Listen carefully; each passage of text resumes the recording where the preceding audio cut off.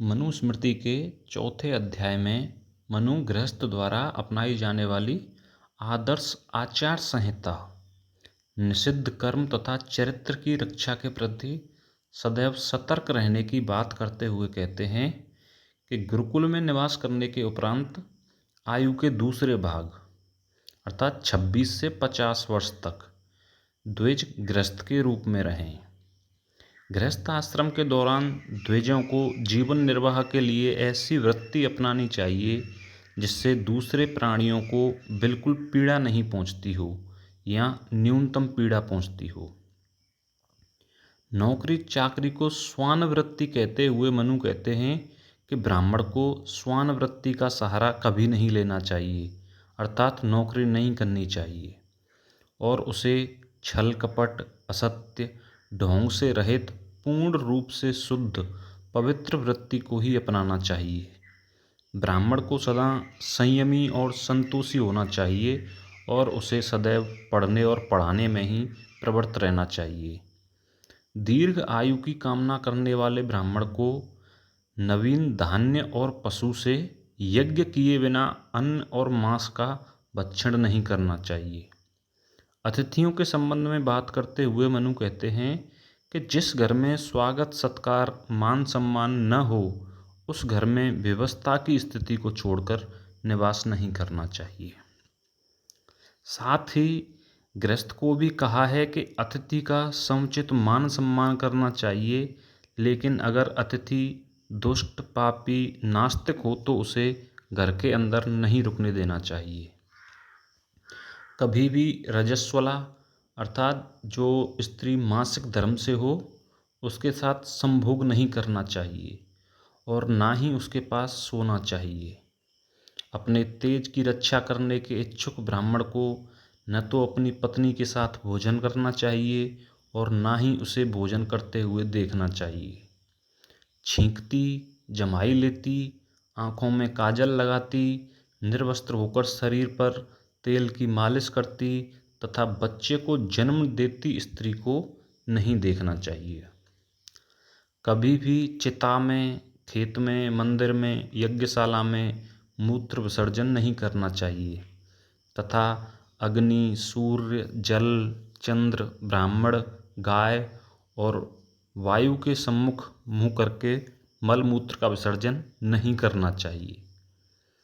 अग्नि को मुंह से नहीं फूंकना चाहिए। स्त्री को नग्न अवस्था में नहीं देखना चाहिए, न आग पर पैर रखने चाहिए और ना ही अग्नि में मलमूत्र फेंकना चाहिए। संध्या के समय भोजन यात्रा और शयन नहीं करना चाहिए। सुनसान घर में अकेले नहीं सोना चाहिए। पानी पी रही गाय को भगाना नहीं चाहिए।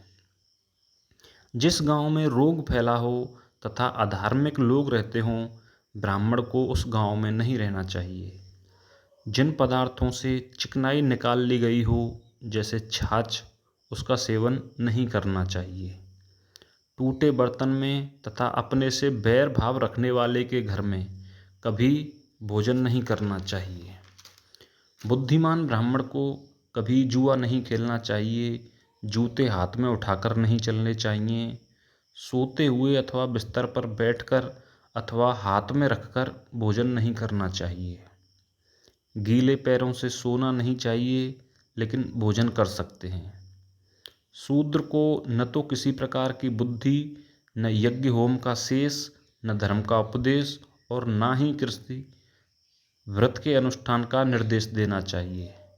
अगर कोई ऐसा करता है तो वह शूद्र के साथ असंव्रत नामक घोर अंधकार वाले नरक में गिरता है। क्षत्रिय से भिन्न वर्ण में जन्म लेने वाला राजा सौनिक के समान ही निकृष्ट है, अतः उससे दान लेना घोर पाप है। सौनिक से आशय है जिसने 10,000 जीवों की हत्या की हो। मनुस्मृति में 21 प्रकार के नरक बताए गए हैं। ब्राह्मण को ब्रह्मा मुहूर्त में उठना चाहिए। जब आकाश में बिजली चमकती हो, मेघ गर्जना करते हों, ऐसे समय वेदों का अध्ययन नहीं करना चाहिए। अगर गीदड़ चिल्ला रहे हों, कुत्ते गधे रो रहे हों तो भी वेदों का अध्ययन नहीं करना चाहिए। जिस दिन ब्राह्मण किसी जीव को काटता हो अथवा वध करता हो, उस दिन वेद पाठ नहीं करना चाहिए। सामवेद की ध्वनि में ऋग्वेद और यजुर्वेद का अध्ययन नहीं करना चाहिए। ऋग्वेद देवताओं का, यजुर्वेद मनुष्यों का तथा सामवेद पितरों का वेद है। भोजन करके, रोग की स्थिति में, अर्धरात्रि में, वस्त्र पहनकर, गहरे पानी में और अनजान सरोवर में स्नान नहीं करना चाहिए। शत्रु और उसके सहायक से, अधर्मी पुरुष और चोर से तथा दूसरे की स्त्री से मेल जोल नहीं बढ़ाना चाहिए। इस संसार में दूसरे की स्त्री से संबंध रखने जैसा आयु को क्षीण करने वाला दूसरा निकृष्ट कार्य नहीं है। अतः इस दुष्कर्म से हमेशा कोसों दूर रहना चाहिए। क्षत्रिय, सर्प और ब्राह्मण को कभी सताना नहीं चाहिए। किसी से निरर्थक बैर विरोध नहीं बढ़ाना चाहिए। हीन अंग वाले अर्थात अंधे, काने, लंगड़े, बहरे आदि का, अधिक अंग वालों का, अशिक्षितों का, बुजुर्गों का, कुरूपों का, निर्धनों का, छोटी जाति वालों पर कभी व्यंग प्रहार नहीं करना चाहिए। झूठे हाथों से गाय, ब्राह्मण और अग्नि का स्पर्श नहीं करना चाहिए। सुख और दुख को परिभाषित करते हुए मनु कहते हैं कि जो कुछ दूसरे के अधीन है वह सब दुख है, और जो कुछ अपने अधीन है वह सब सुख है। अर्थात स्वतंत्रता सुख है और परतंत्रता दुख है। आचार्य की माता पिता, गुरु, ब्राह्मणों, गायों और सभी तपस्वियों पर हिंसा वर्जित है। इनके अपराधी होने पर भी मृत्युदंड नहीं देना चाहिए। किसी के अपराध पर क्रोध आने पर उसे पीटने के लिए हाथ में डंडा नहीं उठाना चाहिए। पुरुष को केवल अपने पुत्र और शिष्य को ही सुशिक्षित करने के उद्देश्य से पीटने का अधिकार है। ब्राह्मण और गुरु के वध के लिए हाथ में डंडा पकड़ने वाला व्यक्ति 100 वर्षों तक तामिस्र नामक नरक में घुमाया जाता है। ब्राह्मण को सचेत अवस्था में तिनके से पीटने वाला भी 21 बार पाप योनियों में जन्म लेता है।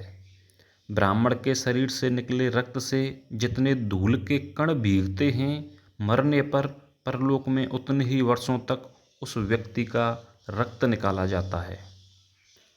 पाप का फल बिना भोग के नहीं मिटता।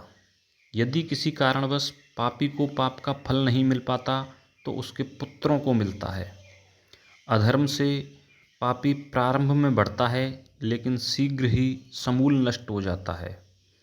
अधर्म से प्राप्त होने वाले अर्थ और काम का परित्याग कर देना चाहिए। पुरुष को स्वभाव से कुटिल और परनिंदक नहीं होना चाहिए। बहन भाई, माता पिता, अन्य संबंधियों को खुश रखना चाहिए।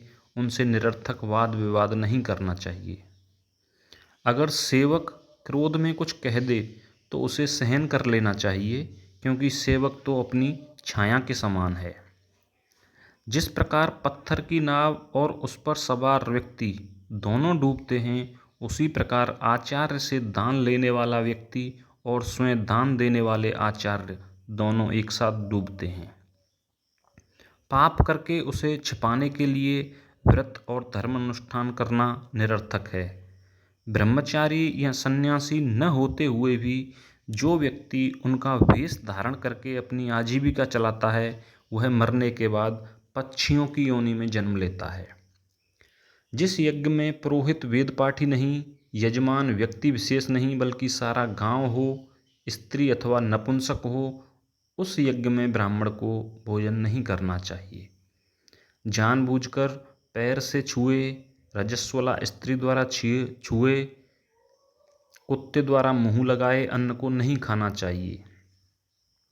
चोर का, सूदखोर का, नपुंसक का, व्यभिचारिणी स्त्री का, शूद्र का, लोहार का, मदारी का, सुनार का, धोबी का, रंगरेज का, कलाल का अन्न स्वीकार नहीं करना चाहिए।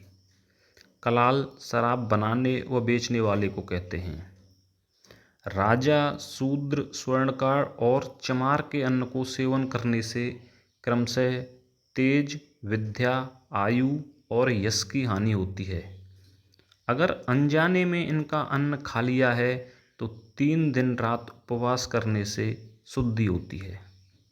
ब्राह्मण, क्षत्रिय, वैश्य और शूद्र का अन्न क्रमशः अमृत, दुग्ध, अन्न और रक्त के समान है। विद्वान ब्राह्मण को श्रद्धा रहित शूद्र के पके अन्न को ग्रहण नहीं करना चाहिए। यदि अत्यावश्यक हो तो शूद्र से एक रात्रि के निर्वाह योग्य कच्ची सामग्री ले लेनी चाहिए। चंद्र और सूर्य ग्रहण के समय भोजन नहीं करना चाहिए। यदि याचक पात्र प्रतीत नहीं होता हो तो भी उसे बिना किसी कटुता के थोड़ा बहुत दे देना चाहिए। देने की प्रवृत्ति बनाने से ही कभी अधिकारी पात्र याचक मिलेगा जो दाता का सब प्रकार से उद्धार कर देगा। जल देने वाले को तृप्ति, अन्न दान करने वाले को अच्छे सुख, तिल प्रदाता को प्रिय संतति, दीप दान करने वाले को उत्तम नेत्र, भूमि देने वाले को धरती, स्वर्ण दान करने वाले को दीर्घ आयु, चांदी दान करने वाले को सुंदर रूप मिलता है। वस्त्र दान करने से सुंदर शरीर, घोड़ा दान करने से घोड़े के समान शक्ति मिलती है। वेदों के ज्ञान का दान करने वाला ब्रह्मालोक को प्राप्त करता है। दाता जिस भाव से जो कुछ दान करता है उसी भाव से उसे उसका सादर फल मिलता है। दान देकर उसका ढिंढोरा पीटने से दान निष्फल हो जाता है। ब्राह्मणों की निंदा से आयु घटती है। परलोक में जीव के सहायक के रूप में केवल धर्म ही उसका साथ निभाता है। माता पिता, स्त्री, पुत्र आदि केवल इसी लोक के ही सहायक हैं। जीव इस संसार में अकेला ही उत्पन्न होता है और अकेला ही मरता है। वह अपने किए अच्छे बुरे कर्मों के फल को भी अकेला ही भुगतता है।